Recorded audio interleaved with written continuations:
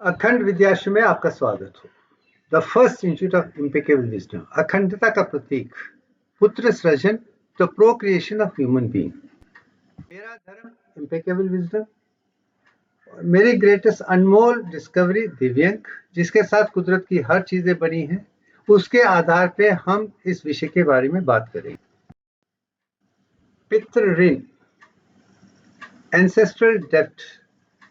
हर इंसान के 3 ऋण हैं। भूमि पूजा, उसे कुदरत से जो भी मिलता है, भूमि से मिलता है, पृथ्वी से मिलता है, और उसे ठीक तरीके से संभाल के रखना, जब पौधों को बनाना, चढ़ाना हमारा धर्म बन जाता है, वो पहला ऋण है। दूसरा, हमारी पैदाइश हमारे पितरों के कारण है, एंसेस्टर के कारण है, इसको बना के रखना भी हमारा धर्म है। उसके लिए रिलीजियस मैरिज, शादी करना, धर्म के साथ चलना, और धर्म के साथ उतर करके धर्म स्थापना करने के लिए शादी का होना अनिवार्य है, वो भी दूसरा पितृ ऋण है। और तीसरा देव ऋण है। जो भी ज्ञान, विज्ञान, प्रज्ञान, अखंडता हमने सीखी है, कुदरत से सीखी है, कुदरत को जान के सीखी है, उसको अच्छे तरीके से प्रोकर दुनिया के सामने पेश करना, ताकि दुनिया को अच्छा ज्ञान मिले, ये भी तीसरा इंसान का धर्म है। और ये तीनों धर्म को निभाते हुए जो आगे बढ़ता है, वही मनुष्य, जब मानवता अधिकार रख के अखंडता को पा सकता है। यही अखंड विद्याश्रम की सोच भी है, विचार भी है, और यही पेश करने की हम कोशिश कर रहे हैं। अब बात आ जाती है कि इंसान एटम, एलिमेंट, मॉलिक्यूल, कंपाउंड और सेल से बना हुआ है, और हर जिस्म में 100 ट्रिलियन सेल्स हैं, और जिसे हम लिविंग और नॉन लिविंग सेल में बांट सकते हैं। तो फिलहाल हम लिविंग सेल की बात करते हैं, जिसकी सबसे खूबी ये है कि वो नए सेल बना सकते हैं और आगे ले जा सकते हैं।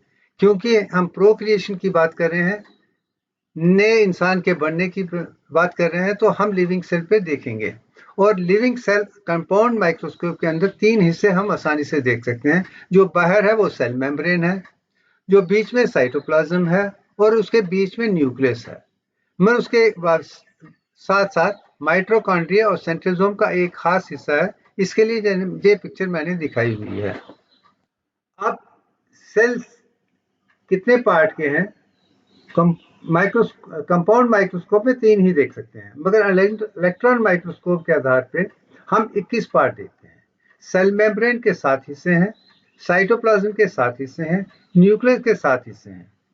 मगर उसमें एक ऐसा हिस्सा है जो 2 को एक बना के रखता है, जैसे आप नीचे न्यूक्लियस के साथ में देखें सेंट्रोसोम, जो डिवीजन टाइम पे दोनों सेपरेट होके 2 बन जाते हैं, तो 21-22 बन जाते हैं। यही ब्रह्म अस्त्र है, ब्रह्म अंक है, जब फर्स्ट स्टेज ऑफ क्रिएशन है कि 21 पार्ट का सेल जो है 22 बन जाता है। ये मैं दिखाने की कोशिश कर रहा हूं।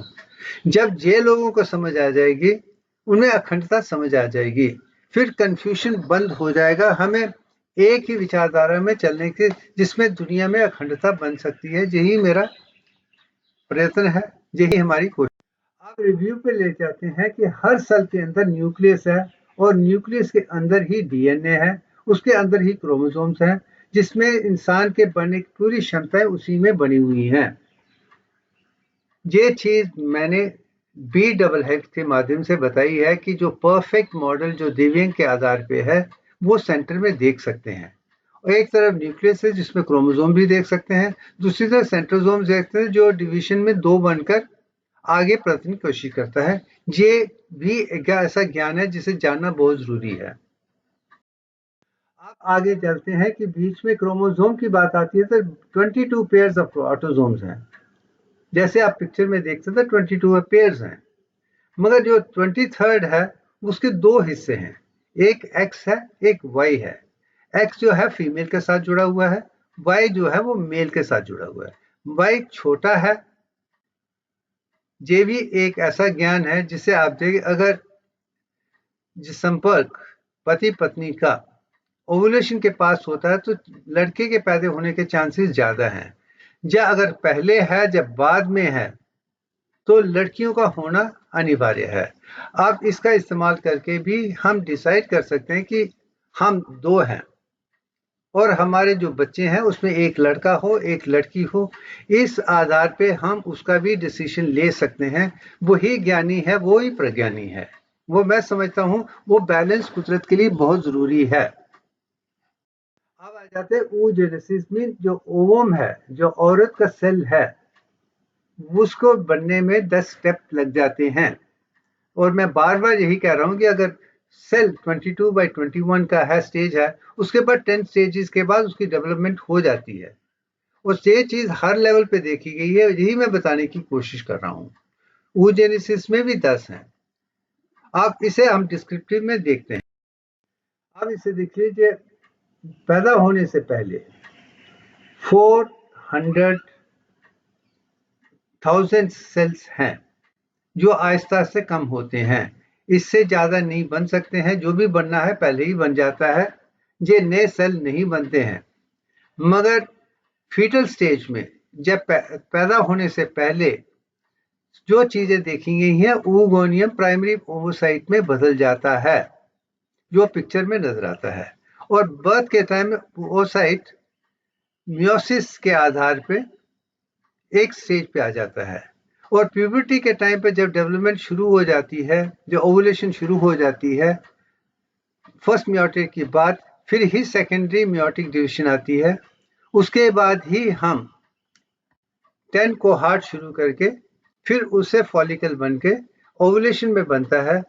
वो अगर 21 या 22 मिलीमीटर का फॉलिकल है तो ओवम परफेक्ट होगा और प्रेगनेंसी नॉर्मल होगी और बच्चे भी कुदरत के तरीके से अच्छे ही होंगे, नॉर्मल होंगे, परफेक्ट होंगे। यही विचारधारा है जो मैं बताने की कोशिश कर रहा हूं। अगर हम दिव्यांग को रखकर oogenesis को फीमेल सेल बनने को देखेंगे तो हमें समझ आ जाएगी कि हमें क्या करना है। ह्यूमन मेंस्ट्रुअल साइकिल जो परफेक्ट है, मुझे खुशी है कि मैं इस चीज को बना पाया हूं, दिखा सका हूं कि ये मून के साथ कनेक्टेड है। इसके 29.5 डेज होने चाहिए। जो साइकिल है वो 3 स्टेजेस का नहीं है, 6 स्टेजेस का है। तो पहली स्टेज 3 दिन की है, 10 फॉलिकल्स हैं। और उसके बाद ब्लीडिंग 5 दिन की है।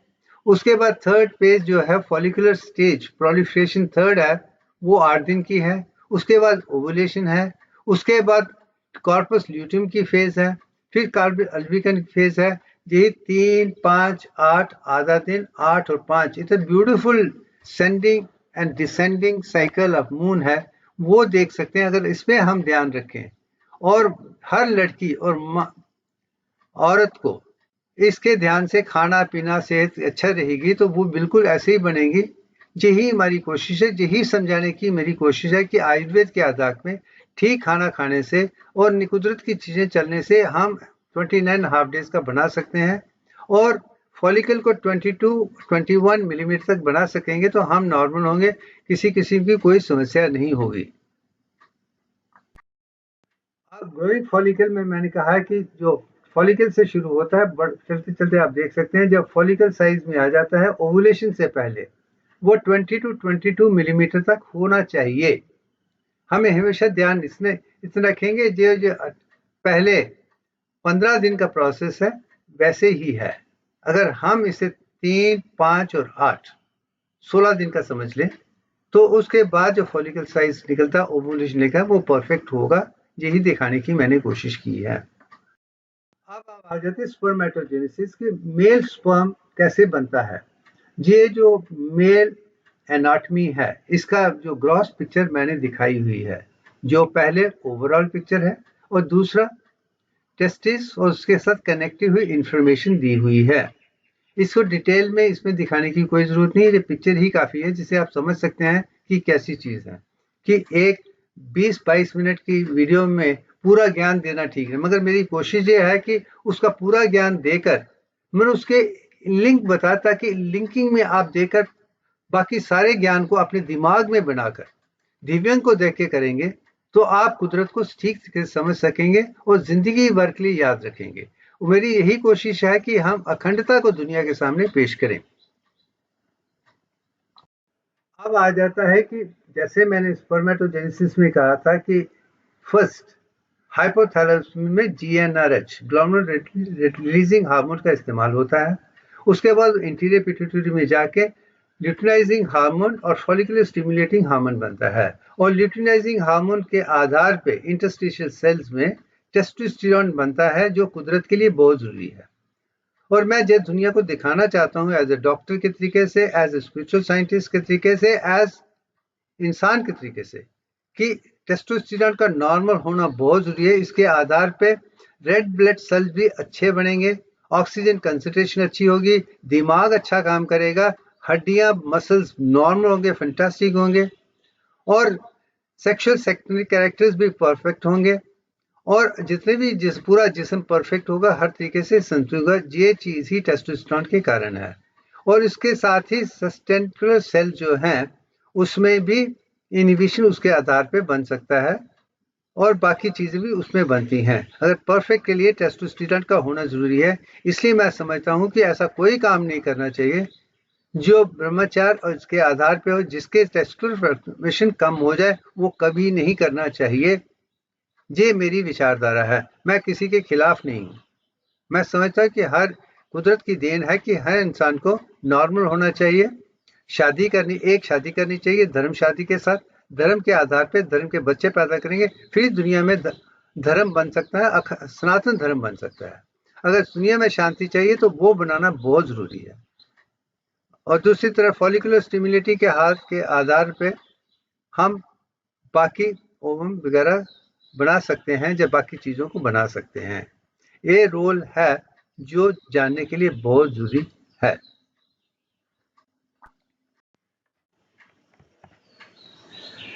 और ये सब जो टेस्टिस में जितने भी स्पर्म बनते हैं वो सेमनीफेरस ट्यूब्यूल में ही बनते हैं। ये चित्र मैंने दिखाने की कोशिश की है, वो कौन सी स्टेजेस से कैसे बनते हैं हम उसे आगे की कोशिश। देखिए सर्टोली सेल में सर्पेटोगोनियम जो शुरू में बनता है, जर्म सेल है, वो माइटोसिस के डिप्लोमेटिक है, उसमें 46 क्रोमोसोम हैं। वो डिप्लॉइड्स हैं, 2 टाइप के हैं, ए और वो 20 स्पर्मेटोगोनिया में बदल जाते हैं फर्स्ट मेटास्टेसिस के बाद। ये बेसल प्रोलिफरेशन स्टेज है, ये सेमनीफेरस ट्यूब्यूल में ही चलती है। उसके बाद प्राइमरी स्पर्मेटोसाइट बनते हैं, सेकेंडरी स्पर्मेटोसाइट जो मियोसिस के माध्यम से 2 बनते हैं, और वो भी जानना बहुत जरूरी है। और हर मियोसिस स्टेज में भी 5-5 हिस्से हैं, वे भी एक जानना जरूरी है कि यही कुदरत के देन है, यही हर चीज में देखी जाती है। वो सेकेंडरी मियोसिस के बाद ये हैप्लॉइड स्टेज में बन जाते हैं। हैप्लॉइड स्टेज में जो 46 थे वो 23 हो जाएंगे, वो राउंड स्पर्मेटिड बन जाते हैं। फिर उसके बाद स्पर्मियोजेनेसिस शुरू होती है, और राउंड सेल्स फिर एलोंगेटेड बनना शुरू हो जाते हैं, जैसे आप नीचे देख सकते हैं। उसके बाद ल्यूमन में वो चले जाते हैं, उसके बाद वो रिलीज हो जाते हैं, वो स्पर्मिएशन है। अगर इसे आप समझ लेंगे तो आप समझ जाएंगे इसके भी 10 स्टेजेस हैं, और 10 स्टेजेस के आधार पे हम अखंडता को देख सकते हैं। अब इस पिक्चर में मैंने दिखाया है कि बर्थ टाइम पे प्राइमोर्डियल जर्म सेल्स हैं, पॉलीपोटेंट हैं, फिर उसको मल्टीप्लेट करके इसमें एंटर द टेस्टिस करने के बाद स्पर्मेटोगोनियम बन जाते हैं। वो टोटीपोटेंट है, ये स्पेसिफिक बन जाते हैं स्पर्म्स के लिए, स्पर्मेटोगोनिया है।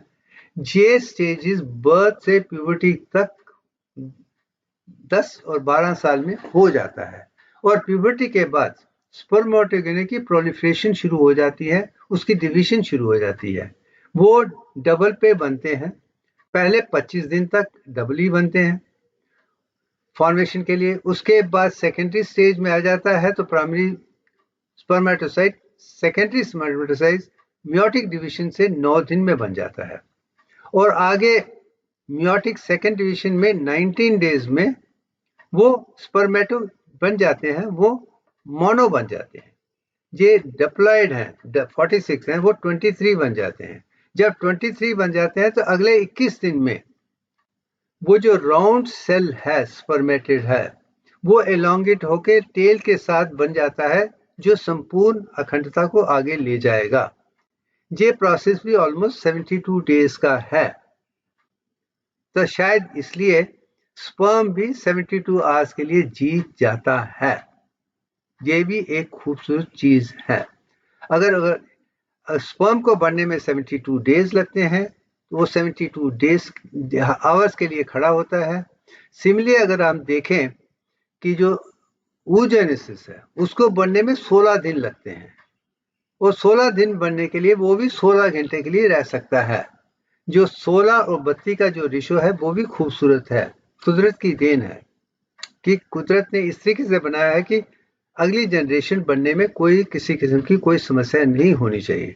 जब हम कुदरत के साथ नहीं है, हमारा खाना ठीक नहीं है, पीना ठीक नहीं है, व्यवहार ठीक नहीं है, फिर काफ़ी गलतियां आ सकती हैं जिसके आधार में हमें प्रॉब्लम हो सकती है, इंक्लूडिंग पॉलीसिस्टिक किडनी हो, एजोस्पर्मिया हो या डेफिशिएंसी हो, जो प्रॉब्लम है। और मैं समझता हूं कि अगर आपका खाना ठीक है, सेहत ठीक है, एक्सरसाइज ठीक है, हर तरीके से आप अखंडता के साथ चल रहे हैं, आपको 70-80 साल की उम्र में भी स्पर्मेटोजेनेसिस में कोई प्रॉब्लम नहीं होगी। ये भी एक जीवन का सत्य है। आप इस जो राउंड सेल वो लॉन्गेट कैसे बनता है, ये चीज मैंने इसमें दिखाई हुई है जो उस बाकी पिक्चरों में नहीं थी, ताकि आपको समझ आ जाए। इसको भी समझने के लिए जरूरी है। अब एक चीज मैं दिखाना चाहता हूँ, स्पर्मेटोजेनेसिस भी 10 स्टेजेस में ही बनता है। जैसे अगर स्पर्मेटोगोनियम एक है, वो 526 स्पर्म बनाएगा। इसके के अंदर क्या कुदरती देन है। 10 डिविजन ऑफ जर्म सेल है, आप देख लीजिए। एक है वो 2 बनेगा, फिर 4 बनेगा, फिर 8 बनेगा, फिर 16 बनेगा, फिर 32 बनेगा, फिर 64 बनेगा, फिर 128 बनेगा, 255 बनेगा और 526 बनता है। ये 10 स्टेजेस ही हैं जो आप स्पर्मेटोजेनी में देखते हैं। क्या ये भी इत्तेफाक है? नहीं। और मैं जो भी कह रहा हूं साइंस की डिस्कवरी के आधार पे कह रहा हूं, मेरा कुछ नहीं है। मैं जो भी कह रहा हूं वेद, उपनिषद, स्क्रिप्चर्स ऑन वन साइड, और मॉडर्न साइंस की खूबियों को दिखाकर फिर उसमें साइंस को और स्पिरिचुअलिटी को दिखा के दुनिया को दिखाना चाहता हूँ। दिव्यांग की ही कुदरत की देन है। इसके आधार को समझ लेंगे तो आप perfect anatomy, physiology, biochemistry, psychology की समझ सकेंगे। पर उसके आधार पे अगर आपका खाना पीना रहना सहना कुदरत की देन की तरह है, आप कुदरत के साथ जुड़ जाएंगे और आप भी अच्छे रहेंगे, आपका परिवार भी अच्छा रहेगा, आपके बच्चे भी अच्छे रहेंगे और दुनिया भी अच्छा रहेगी। वो ज्ञान विज्ञान प्रज्ञान अखंडता दुनिया देखेगी तो किसी किस्म की कोई प्रॉब्लम नहीं है। जो भी लोग बीमार हैं, उनकी सोच ठीक नहीं है, कहीं ना कहीं कोई ना कोई प्रॉब्लम है। उसको समझने के लिए दिव्यांग को समझना और इस काम को समझना बहुत जरूरी है। मेरी भी यही कोशिश है कि इस उम्र में भी मैं ऐसे काम करता हूं जैसे मैं 21 साल का हूं, उसी तरीके से चलता हूं, उसी तरीके से हर तरीके से मैं दिव्यांग को रख के रिवर्स ऑफ एजिंग को दिखाने की कोशिश कर रहा हूं। आज चलिए फर्टिलाइजेशन की तरफ, इम्प्लांटेशन। इसमें मैंने खूबी से दिखाया है जी। ओवुलेशन के बाद अगर ओवम और स्पर्म मिल जाते हैं तो वो 8 दिन में आके एंडोमेट्रियम में इम्प्लांट हो जाएंगे। ये भी 8 दिन में कॉर्पस ल्यूटियम रहता है। वही चीज मैंने दिखाने की कोशिश की है। और उसके बाद 8 दिन के बाद फिर फर्दर डेवलपमेंट होना शुरू हो जाती है और 22 वीक के टाइम पे ही सोल अंदर आता है और आगे का काम शुरू हो जाता है। ये भी चीज मैं दिखा चुका हूं और यही दिखाना चाहिए। हर स्टेज में आप 22/21 10 स्टेजेस को देखने वाले हैं और यही दिखता है, यही दिखाने की कोशिश, उसके साथ ही हम अखंडता को दुनिया के सामने पेश कर सकते हैं। अब जो बच्चा बन गया है वो भी मैं यही कहूंगा 10 वीक्स 10 मंथ्स लूनर मंथ में पैदा हो जाएगा, परफेक्ट हो जाएगा, उसके बाद उसकी डिलीवरी हो जाएगी। इसके विषय के बारे में हम अगले में बात करेंगे। अब अंत में पिक्चर आके मैं सब समझाने की कोशिश करता हूँ कि पहला पॉइंट जो मेरे ध्यान में है कि पितृ ऋण, परफेक्ट शादी करना, धार्मिक शादी करना, धार्मिक बच्चे होने, धार्मिक परिवार हो, धार्मिक ज्ञान हो, धार्मिक विज्ञान हो, प्रज्ञान हो, अखंडता हो, हर चीज आप धर्म के साथ शुरू करेंगे, अर्थ को भी धर्म के साथ शुरू करेंगे, और हर विचारधारा में यही काम है, आपकी इच्छा पूर्ति भी धर्म के आधार पर होगी, तो आप अखंडता को पा पाएंगे, मोक्ष पा पाएंगे, किसी किस्म की कोई भी कंप्लेंट आपको नहीं होगी। ये पहला अध्याय है हमारे इस किताब का, इस पर्टिकुलर विषय का। दूसरा, पितृ ऋण के लिए शादी करके ठीक चलना जरूरी है, और दूसरा जो कुदरत की देन है उसे समझना, जानना, पहचाना, अखंड तक ले जाना जरूरी है। उसमें ऊजेनेसिस परफेक्ट कैसे, वो भी मैंने दिखा दिया है, स्पर्म्स कैसे परफेक्ट है वो भी दिखा दिया है। जब दोनों का मिलन होता है तो वो क्या होता है, उसके बाद 1.5 दिन के लिए छुट्टी लेती हैं, उसके बाद भी डेवलपमेंट शुरू हो जाती है, और बाय 8 दिन में वो इम्प्लांट हो जाता है। उसके बाद 22 दिन में बॉडी परफेक्ट हो जाती है, आत्मा अंतर आ जाती है, और 10 महीने में उसकी डिलीवरी हो जाती है, और 21 साल तक उसका दिमाग डेवलप होता जाता है और परफेक्शन हो जाती है। अगर हर विषय को हम ध्यान में रख के चलेंगे तो किसी किस्म की कोई समस्या नहीं होगी। इसी किस्म का संपूर्ण ज्ञान अखंडता के साथ देने का जो सौभाग्य मुझे मिला है, वो मेरी यही कोशिश है कि एक ही ज्ञान पूरी दुनिया में हो। ये जो अलग अलग किस्म की कंफ्यूजिंग जो इंटरनेट में देख रहे हैं, गूगल में देख रहे हैं, किताबों में देख रहे हैं, जर्नल्स में देख रहे हैं, जो भी पढ़ाया जा रहा है उसमें गलतियां हैं, वो गलतियां खत्म करके दिव्य के आधार पर नई परिभाषा, नया ज्ञान, विज्ञान, प्रज्ञान, अखंडता को दुनिया का पेश करने का जो सौभाग्य मुझे मिला है, उसके आधार पे ये अपने आप में एक मिसाल प्रेजेंटेशन है। तो एनीवे, बहुत बहुत धन्यवाद। Thank you very much.